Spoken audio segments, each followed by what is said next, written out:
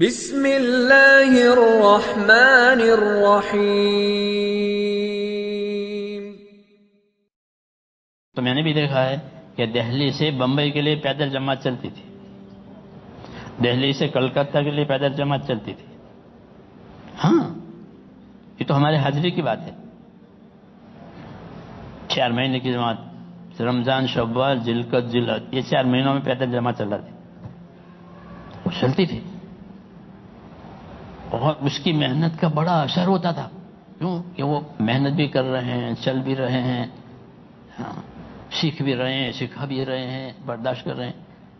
پیدل جماعتوں کی تاثیر الگ ہے۔ ہمارے گاؤں میں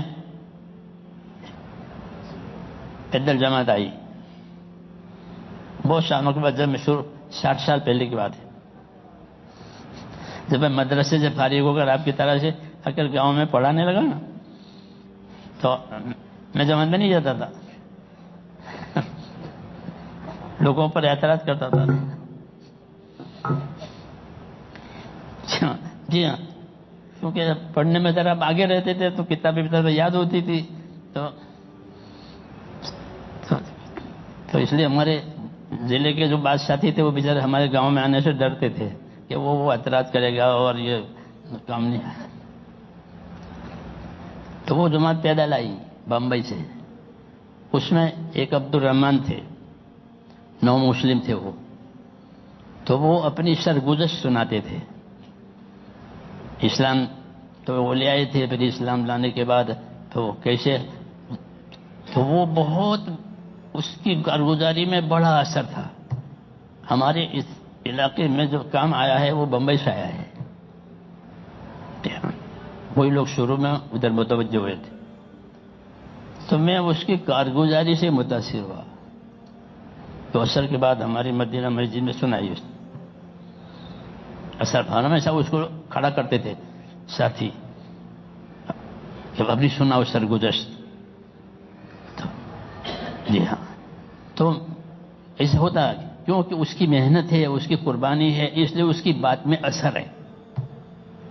یہ ہوتا ہے کہ وہ قربانی کے ساتھ چل رہا ہے، محنت کے ساتھ چل رہا ہے، تو اس کی کارگزاری نے بہت اثر کیا۔ ہاں، اور مجھے اس کام کی رغبت ہو گئی۔ جی ہاں، پھر اللہ تعالیٰ نے ہم کو چلا دیا، وہ لمبی بات ہے وہ۔ جی ہاں، تو جب قربانی کے ساتھ کام ہوگا میرے دوستو، تو خود کرنے والوں کو بھی کام سمجھ میں آئے گا، اور ان کی باتوں سے دوسروں کو بھی سمجھ میں آئے گا، اور متاثر ہوں گے دل محنت و قربانی کی وجہ سے، اور دعاؤں میں قبولیت آتی ہے۔ یہ خاص بات ہے کہ جب امت اپنی ذمہ داری کو سنبھالے گی کہ خود دیندار بننا، دوسروں کو دیندار بنانا، اس کی محنت کرنا اپنے مال جان سے، تو ان کی دعا میں جان پڑتی ہے۔ یہ کام اسی طرح چلا ہے کہ لوگوں نے قربانیاں دی ہیں، غریبوں نے، مالداروں نے، ہاں مالداروں نے بھی قربانیاں دی کہ بڑی بڑی رقمیں اس زمانے میں لگائی، اور غریبوں نے لگائی۔ میرے پاس ایک نوجوان آیا دلی میں کہ میں 4 مہینے کے لیے آیا ہوں۔ میں نے کیا کام کرتے ہو؟ تو کہا کہ میں وہ تسلی ٹھیک کرتا ہوں۔ تسلا اردو میں کہتے ہیں آپ لوکھنڈ کڑیوں ہوئی نہیں، جی میں ریتی سیمنٹ کڑی آنے آپ نیچے ٹھیک گہائی جائے، تو وہ اس کو ٹھیک کرتے تھے کہ میں تسلے ٹھیک کرتا ہوں نیچے سے، وہ یہ میرا کام ہے۔ اور سائیکل لے کے پھرتا ہوں، ہاں سائیکل اور ایک بکس، اس میں سب وہ اس کے اوزار ہوتے ہیں، اس کو لے کے پھرتا ہوں۔ اب 4 مہینے کے لیے آیا ہوں، تو میں 4 مہینے کیسے، کیا پیسے تھوڑے تھے تو سائیکل بیچ دی،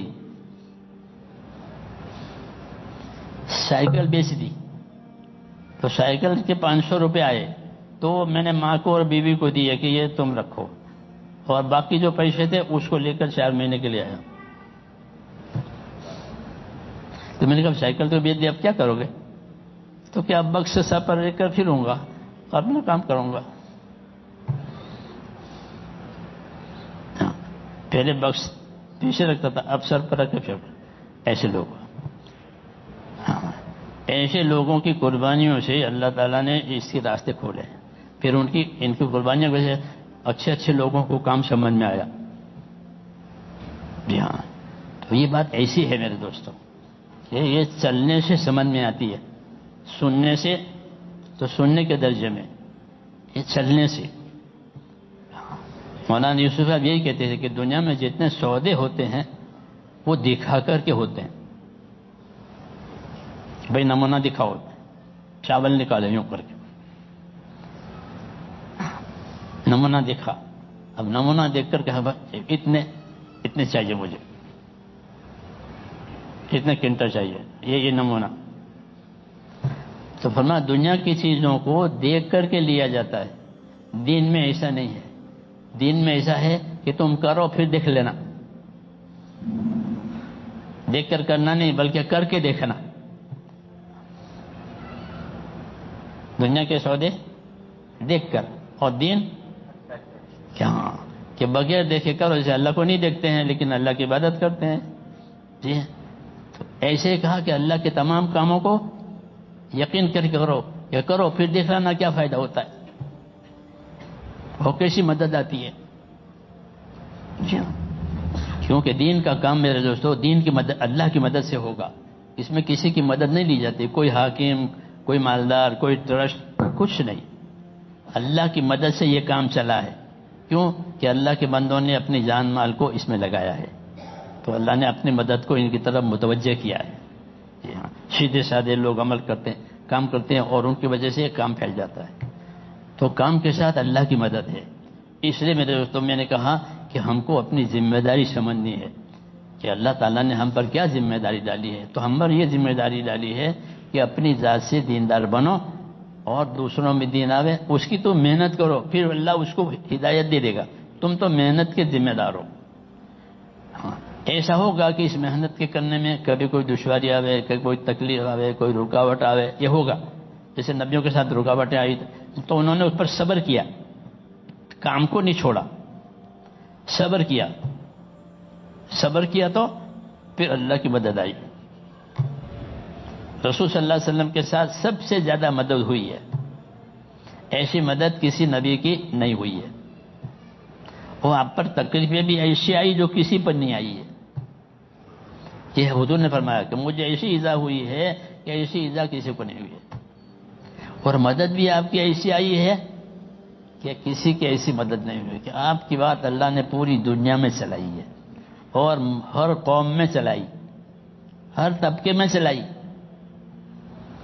یہ سب دلیلیں ہیں اس بات کی کہ جب ہم کام کریں گے تو اللہ کی مدد ہوگی. اس لیے کہتے ہیں میرے دوستو کہ اس کام کو سیکھنے کی ضرورت ہے. کس کی؟ جیسے ہر کام کو دنیا میں سیکھ کر کیا جاتا ہے، باقی سیکھے کوئی کام نہیں ہوتا. کہ اس کام کو سیکھو کہ کیسے دعوت دینی ہے، کیسے محنت کرنی ہے، محنت کی کیا اونچ نیچ ہے. اس کو اپنے اندر لاؤ، اس کی مشق کرو، اور اپنے آپ کو محنت کے لائق بناؤ. پھر تمہاری محنت اللہ تعالیٰ کے ہاں قبول ہوگی، اور اللہ تعالیٰ تمہاری محنت کی برکت سے دوسروں کو ہدایت دے گا، یہاں تک کہ دشمنوں کو بھی ہدایت ہو جائے گی.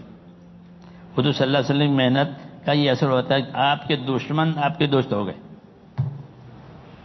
ہاں، بہت کم لوگ ہیں کہ جو دشمنی میں مرے ہیں. ابو جہل ہے، یہ ضدی تھے. جو ضدی تھے وہی مرے ہیں دشمنی میں، باقی سب لوگ اپنی دشمنی چھوڑ کر آپ کے ساتھ ہو گئے. ہاں، بہت کم لوگ ایسے ہیں. ابو جہل کی طرح سے کچھ تھے ایسے، وہ ضدی تھے. تو ضدی تو ہمیشہ محروم ہوتا ہے، یہ یاد رکھو. جو ضدی ہوگا وہ محروم ہوگا، اسے نہیں ملے گا کچھ بھی، وہ اپنی ضد پر ہے. جی ہاں، لیکن جو ضدی نہیں ہوتے تو تھوڑی ان کو سمجھ میں ہوتے، پھر جب درمیان ہوتی ہوتی تو ان کی سمجھ میں آ جاتی ہے. پھر اس طرح آپ کے ساتھ ہو گئے لوگ. ہاں، اس طرح آج بھی ہوگا میرے دوست. لیکن اس کے لیے تھوڑی ہمت کرنی پڑے گی کہ ہم ہمت کریں، اپنی زندگی کی ترتیب بنائیں. طریقہ یہ نہیں ہے کہ ایک کام کو چھوڑ کر دوسرا کام کرو، ایسا نہیں ہے، بلکہ دونوں کام کرو. یہ بھی کرو وہ بھی کرو.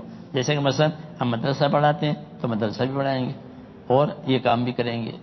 نماز پڑھاتے ہیں تو نماز بھی پڑھیں گے اور یہ کام بھی کریں گے. کوئی دکان کرتا ہے تو ہم دکان والے کو نہیں کہیں کہ دکان چھوڑ کے اللہ کام کر, کہ نہیں تو دکان بھی کر یہ بھی کر. کوئی کھیتی کرتا ہے تو کھیتی بھی کر یہ بھی کر. تو اس کا کیا طریقہ ہے کہ اس کا طریقہ ہے کہ ترتیب بناؤ. حضرت رحمۃ اللہ علیہ نے مجھے یاد پڑا بنگلور میں یہ بات سمجھائی تھی کہ بھائی ترتیب بناؤ, چھوڑو مت. دکان والے اگر دکان چھوڑے تو کب تک چلے گا؟ دکان چھوڑ کے وہ نبھے گا نہیں, چھوڑ کے کرنے والا نہیں, کیونکہ اس کو ضرورت تھی اب چھوڑ دیا. تو یہ طریقہ ہمارا نہیں ہے کہ کسی کام کو توڑ کے چھوڑ کے اس میں لگ گئے کہ نہیں, بلکہ نماز کے طریقے پر پڑھو, نماز کے طریقے پر کرو. کہ نماز کا طریقہ کیسا ہے؟ دیکھو نماز میں 4 ارکان ہے جو فرض ہے, قیام, رکوع, سجدہ اور قاعدہ. یہ 4 ہیں نماز میں ارکان, یہ فرض ہے. تو اس کی ترتیب بنائی ہے, ورنہ اگر آدمی قیام میں ہے تو رکوع کیسے کرے گا بتاؤ, اور رکوع میں ہے تو سجدہ کیسے کرے گا, اور سجدے میں ہے تو قاعدہ کیسے کرے گا؟ یہ چاروں ارکان اپنی حیت میں ایک دوسرے کے مخالف ہیں. میری بات سمجھ رہے ہو؟ قیام کرنے والا رکوع نہیں کر سکتا, کر سکتا ہے. تو شریعت نے اس کی ترتیب بتائی کہ پہلے قیام کر لو, اور قیام پورا ہو جاوے تو پھر رکوع میں جاؤ, اور رکوع پورا ہو جاوے تو پھر سجدے میں جاؤ, اور سجدہ پورا ہو جاوے تو قاعدہ کو. تو پہلے قیام, پھر رکوع, پھر سجدہ, پھر قاعدہ. یہ ترتیب ہو گئی. اس ترتیب کے خلاف کوئی نہیں کر سکتا کہ بھئی پہلے قاعدہ کر لو, کہ نہیں.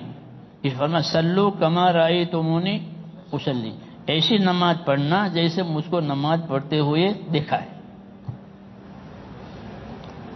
یہ بات دین کے ہر کام میں ہے, خالی نماز میں نہیں.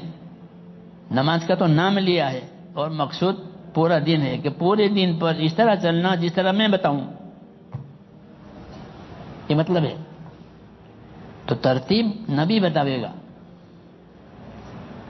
کیونکہ انہوں نے عمل کی دعوت دی ہے, تو پھر عمل کی ترتیب بھی وہی بتاویں گے. جیسے نماز کی آپ صلی اللہ علیہ وسلم کو دعوت دی ہے کہ نماز پڑھو, تو پھر نماز کی ترتیب بھی بتائی.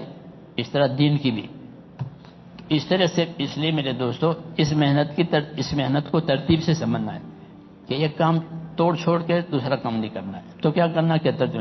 ایک وقت اس کام کو دینا ہے, ایک وقت اس کام کو دینا ہے. اگر اس کی ترتیب ہو گئی تو کام آسان ہو جائے گا. کسی کام کو چھوڑو مت. ہاں, مدرسہ بھی ضروری, مسجد بھی ضروری, دکان بھی ضروری, اور تبلیغ بھی ضروری. کیوں کہ تبلیغ نہیں ہوئی تو پھر بے دینی آئے گی, وہ نماز بھی بگڑ جائے گی. بغیر دین کی نماز ہوگی, بغیر سیکھے نماز ہوگی, وہ نماز ہوگی. اور دکان میں بھی حلال حرام کی تمیز نہیں ہوگی, دین نہیں ہوگا. تو ہاں, کہ دین ہونا تو ضروری ہے, اور دین محنت سے آئے گا. سیکھنے کی محنت, سکھانے کی محنت, دعوت کی محنت, اس سے آئے گا دین. جب دین آئے گا تو ساری چیزوں میں نماز بھی دین والی ہوگی, سنت والی ہوگی, کاروبار بھی شریعت والا ہوگا, نکاح بھی شریعت والا ہوگا, لباس بھی شریعت والا ہوگا. سب چیزوں میں دین آئے گا. جیسے بارش سے سب چیزیں زندہ ہو جاتی ہے. حضور فرماتے ہیں میری بعثت اور میرا علم ایسا جیسے بارش, کہ بارش سے سب چیز زندہ ہو جاتی ہے. ایسا جب یہ کام آپ کے ترتیب پر ہوا تو ساری چیزوں میں دین آئے گا. ہاں, کاروبار میں بھی دین آئے گا, نکاح شادی میں دین آئے گا, لباس میں بھی دین آئے گا, ہر چیز میں دین آئے گا. بارش برسنے سے ہر چیز زندہ ہو جاتی ہے. تو یہ محنت ایسی ہے. اس لیے کہتے ہیں ایک وقت میں یہ کرو, ایک وقت میں یہ کرو. اس کی ترتیب بناؤ, اور ترتیب خود ہی بناؤ, کیونکہ خود بناؤ گے تو نبھاؤ گے. کوئی دوسرا بنا کر دے گا تو کیسے نبھے گا؟ خود بناؤ کہ مجھے اس وقت میں یہ کرنا ہے اور اس وقت میں یہ کرو, تو پھر انشاءاللہ اللہ تعالیٰ اس کو آسان کریں گے. پہلے دشواری آئے گی, پھر آسانی آتی ہے. ہر کام میں یہ خدا کی ترتیب ہے کہ ہر کام میں پہلے دشواری, اس کے بعد آسانی. نیا جوتا آپ خرید کے پہنو تو وہ جوتا پاؤں کو کاٹے گا. جوتا کاٹتا ہے نا پاؤں کو, نیا جوتا. ہاں, لیکن پہنتے پہنتے پھر پاؤں اس کا عادی ہو جاتا ہے, پھر پاؤں اس کو اندھیرے میں پہن لیتا ہے جو کہ یہ میرا جوتا ہے. آسان ہو گیا، نیا مشکل. ایسے ہر کام میں ابتدا مشکل. تو اللہ نے بشارت دی ہے ان مع العسر یسرا، ان مع العسر یسرا. یہ بشارت ہے کہ گھبراؤ مت، دشواری کے ساتھ آسانی ہے. گھبراؤ مت، دشواری کے ساتھ آسانی ہے.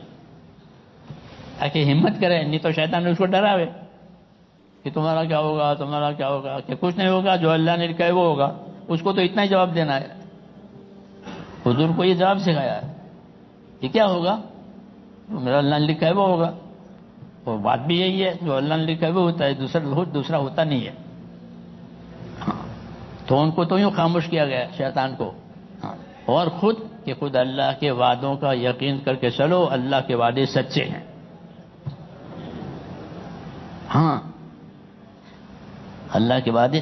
اور یہ کام اسی طرح ہے کہ یہ کام اللہ کے وعدوں پر نظر کر کے کہ اللہ نے کہا ہے کہ جو محنت کریں گے ان کو ہدایت دیں گے، اور جو دین کی مدد کریں گے خدا ان کی مدد کرے گا، ان کے مسئلوں کو اللہ حل کرے گا. ہاں تو یہ کام ایسا ہے میرے امت کے مسائل اللہ تعالی حل کرے گا، کیونکہ امت میں دین آئے گا. تو الحمدللہ اس کام کی برکت سے دنیا میں دین گیا. ہاں ہر جگہ اور ہر طبقے میں دین پہنچا. جی ہاں، یہ کہاں کہ اللہ کی مدد سے پہنچا ہے. جی ہاں، اس لیے میرے بھائیوں ہمیں اپنی اس ذمہ داری کو سنبھالنا ہے تاکہ ہماری زندگی دینی بنے اور امت کی زندگی بھی دینی بنے اور ہماری آخرت بنے. اور کچھ لینا نہیں ہے لوگوں سے. کیا بنانا ہے کہ ہماری آخرت بنے؟ ہم تو آخرت بننے کے لیے کریں، کیونکہ جو آخرت بننے کے لیے کرے وہ کرتا رہے گا. جو کسی غرض کے لیے چلے گا وہ نہیں چل سکے گا. جب اس کی غرض پوری ہو جائے گی تو چھوڑ دے گا، اور غرض کی نہیں پوری ہوئی تو بھی چھوڑ دے گا کہ کیا فائدہ. اس لیے یہ کام غرض والوں کا نہیں ہے، یہ کام کس کا ہے؟ اخلاص والوں کا، آخرت بنانے والوں کا. کہ جو آخرت بنانے کے لیے چلیں گے تو اللہ تعالیٰ اس کی آخرت بھی بنائے گا اور اس کی برکت سے دنیا بھی بنا دے گا. کہ دنیا برکت والی ملے گی، آخرت کامیابی والی ملے گی. سمجھ میں آئی بات؟ اس لیے میرے بھائیوں کہتے ہیں کہ ارادے کرو اور اپنے آپ کو اس کام کے لیے تیار کرو. ہاں ہمت کرو. یہ نہیں ہے کہ کل کے کل جانا ہے، ایسا نہیں ہے، بلکہ آپ کو ترتیب سے جانا ہے. سمجھ میں آئی بات؟ ہاں. اور آپ چونکہ ماشاءاللہ دین کا کام کرتے ہیں تو آپ کے لیے یہ کام آسان ہے. اپنے آپ کو پیش کریں.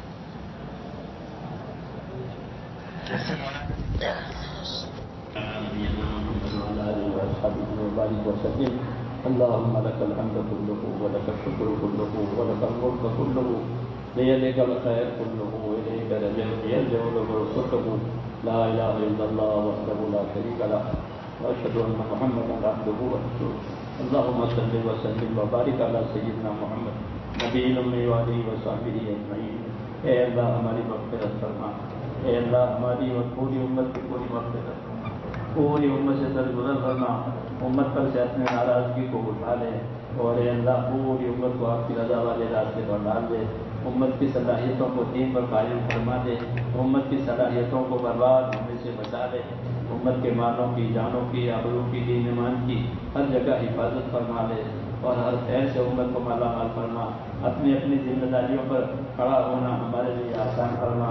موت تک اخلاص اور استقامت کے ساتھ اپنے دین پر قائم ہونا ہمارے لیے آسان فرما. مرنے کا وقت آئے تو ایمان پر خاتمہ نصیب فرما. حسن خاتمہ نصیب فرما. سوئے خاتمہ سے حفاظت فرما. موت اور مابعد موت میں ہمارے لیے برکت مقدر فرما. موت کے بعد کی ہلاکتوں سے حفاظت فرما. موت کے بعد آنے والی ابدی رحمتوں سے مالا مال فرما. پریشان حالوں کی پریشانیاں دور فرما. محتاجوں کی مدد فرما. بیماروں کو صحت عطا فرما. ضرورت مندوں کی جائز ضرورت